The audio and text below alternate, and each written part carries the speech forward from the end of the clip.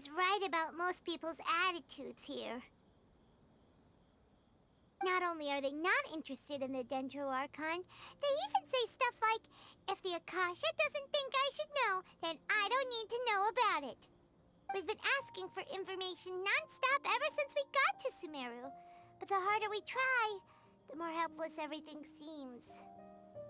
Isn't there at least one person in this entire city who cares about Lesser Lord Kusanali? Oh, you two are interested in Lesser Lord Kusanali? Huh? Who are you? From the sound of it, you two are Outlanders who recently arrived here. You've been asking around for information on Lesser Lord Kusanali, right? Oh, I'm sorry. I forgot to introduce myself. I'm Dunyarzad, one of Lesser Lord Kusanali's faithful followers. Whoa, really? Then do you know how we can meet with her? I'm afraid I can't help you with that. But your conversation earlier did happen to remind me of a legend about the Dendro Archon. Sure. It goes like this. Long, long ago, there was a man who heard a prophecy. It predicted that a great calamity was about to befall him. Panicked by what he heard, the man sought out the Dendro Archon in hopes that she would bless him with the wisdom to help him escape his predicament. The man journeyed across deserts and through rainforests and experienced tribulations of every kind. However, he still couldn't find any trace of the Dendro Archon.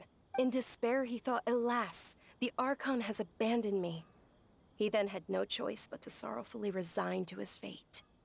Okay, and then what happened? And then, the calamity came. But to his own surprise, the man felt somehow emboldened by the trials of his journey. By relying on his own strength, he managed to overcome the adversity. At that moment, a bird perched upon his shoulder. This bird was, in fact, an avatar of the Dendro Archon. She said, "O Archon Seeker, do you now understand? She and her wisdom have long been found by you.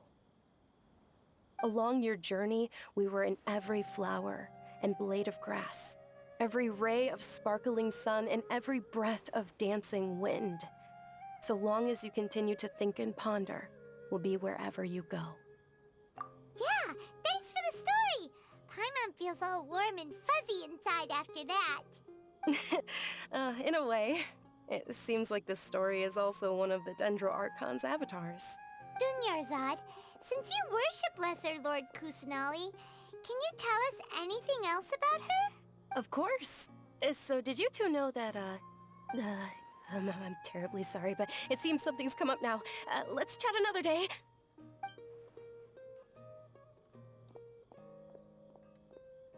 Hey, wait! What the heck just happened? It looks like they're searching for someone. Dunyarzad was acting super nervous just now. You think they're looking for her? This stinks!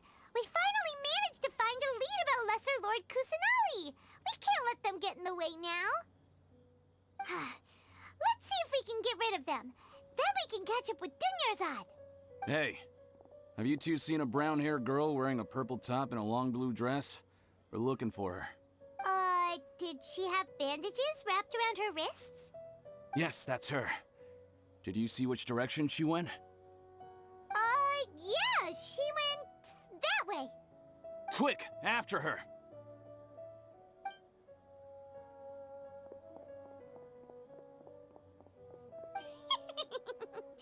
That should keep him busy for a while. Let's hurry and find Dunyarzad.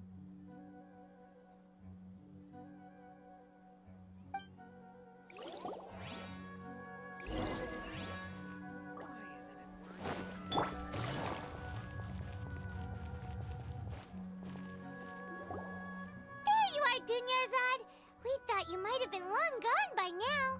Oh, it's you two. Oh, you startled me there. You can relax now. We threw those people looking for you off the trail. Really? Thank you so much.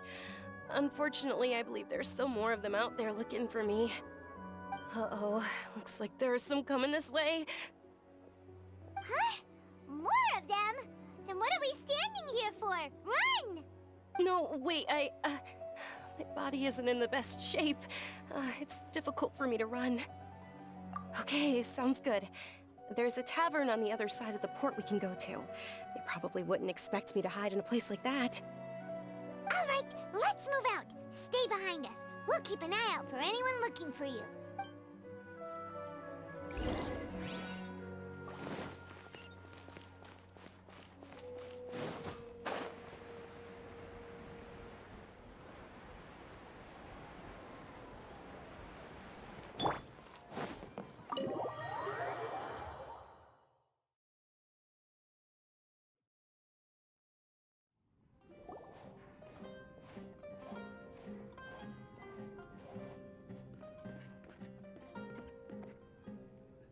We made it. Oh, they shouldn't be able to find us now. Wait! Stand down, Dia!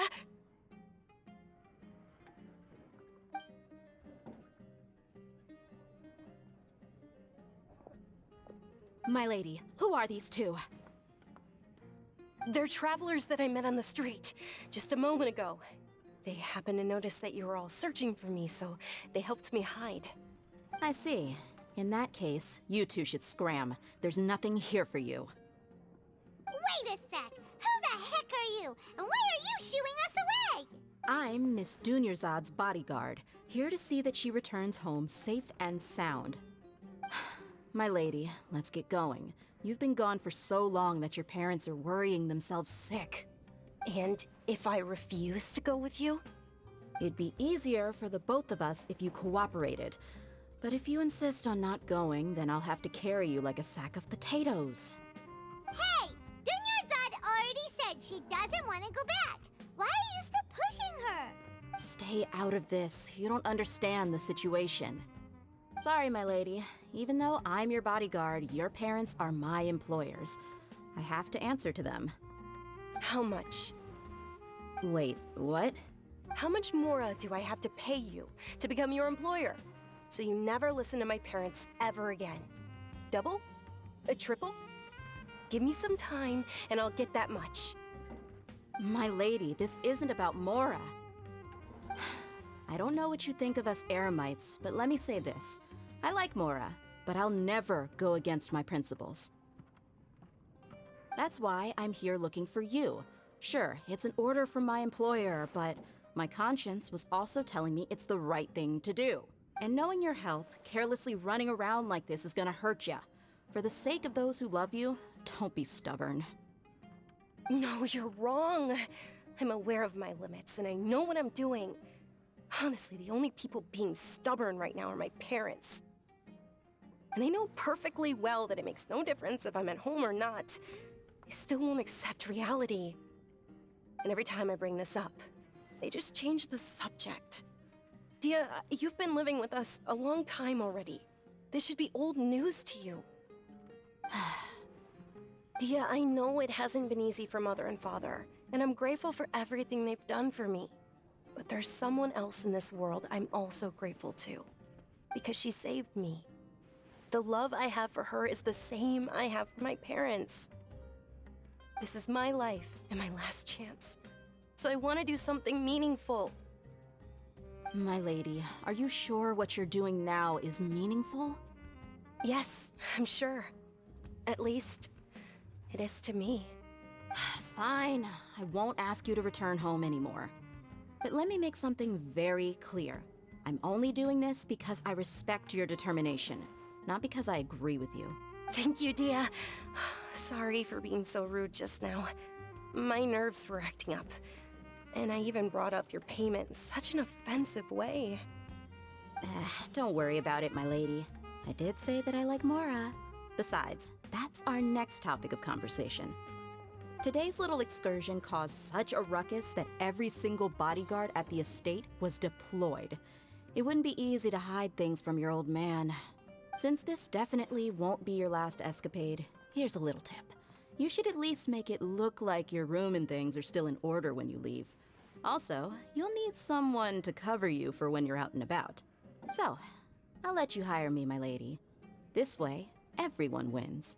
As for the pay, let's say half of what your father pays me. We can settle the bill when we return to the estate. Okay, deal. Yay! Looks like they've reached an understanding.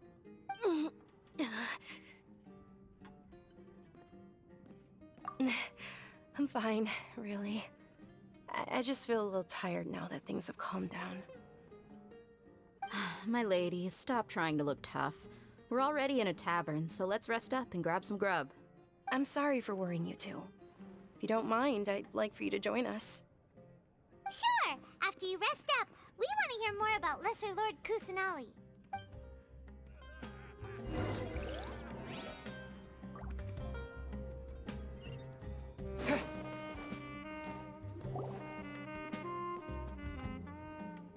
Ha! Well, if it isn't Dia. Haven't seen you in nearly half a year. Word on the street is that you're a bodyguard for the Homayani family now. Ha! Don't you find that kind of work boring? Nah, you get used to it. How about a menu over here? You got it, huh? Isn't this little Miss Homayani herself? We don't get to serve personages like you very often. We'll be sure to prepare our very best. Thank you, sir, but there's no need. I don't have a lot of Mora on me, and I really ought to save as much as I can. But please bring these two the best food you have. They're my new friends, so I want to be a good host for them.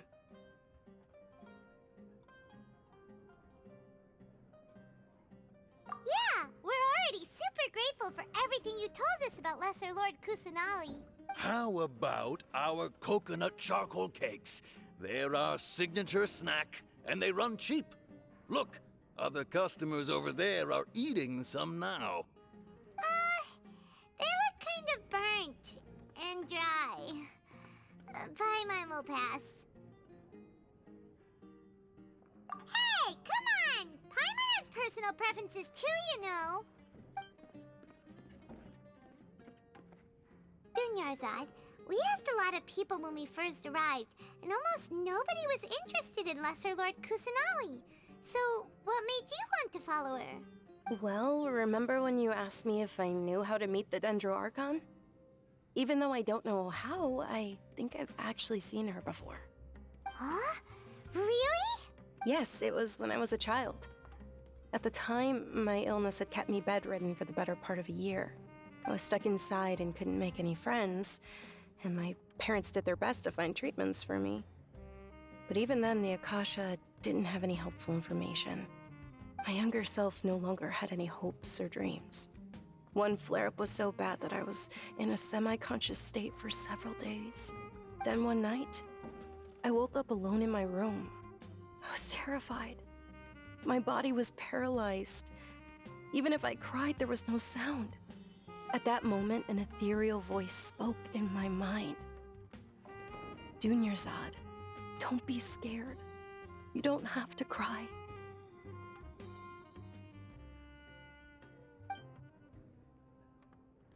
Dunyarzad, don't be scared. You don't have to cry. Who are you? How do you know my name? How do I explain this? You might not be able to understand, but actually, I know everything about you. Really? Of course. I know that you're scared of thunder, that you hate taking medicine every morning, and that you love counting the petals on your mom's skirt. Wow, you really do know everything. Dunyarzad, is there anything you want? What? Not really. I can't go anywhere or do anything. Huh? But aren't you a child? All children have wishes. Tell me what you want, and maybe I can make it happen. But can you make my illness go away? Oh. I'm sorry. But I'm not powerful enough to do that right now.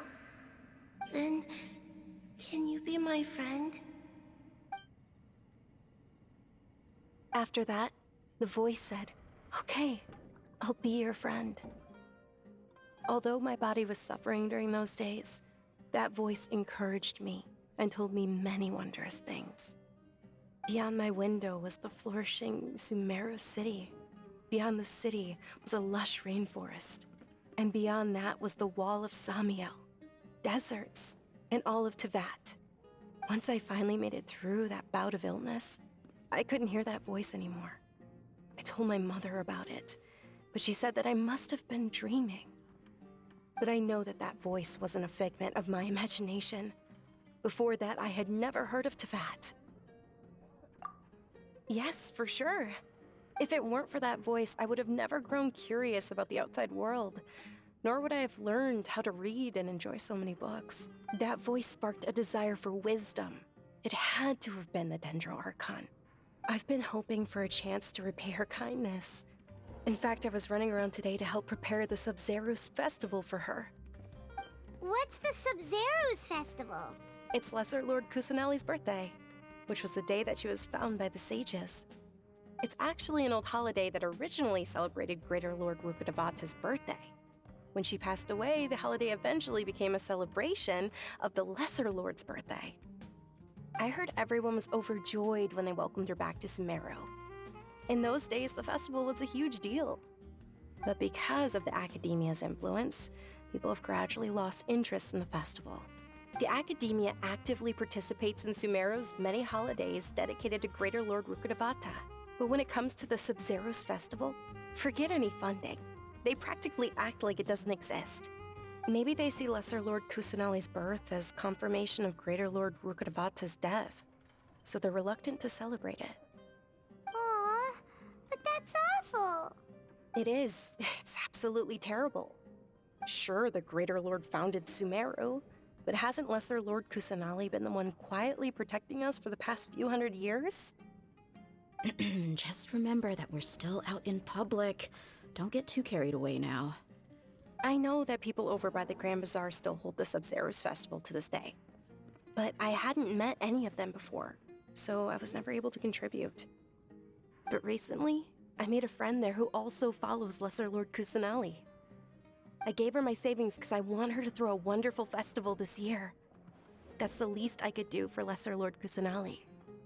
Hold on, my lady. Does this friend happen to be Nilou, the one who sends flowers to the estate? Yes, that's her. I saw her leaving the other day with a nervous look on her face. It seemed like she was hiding something in her arms. Did you give her something? Yes.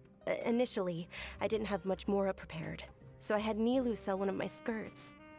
I've agreed with Nilou to meet up at the Grand Bazaar today, and see how things are coming along. Sure.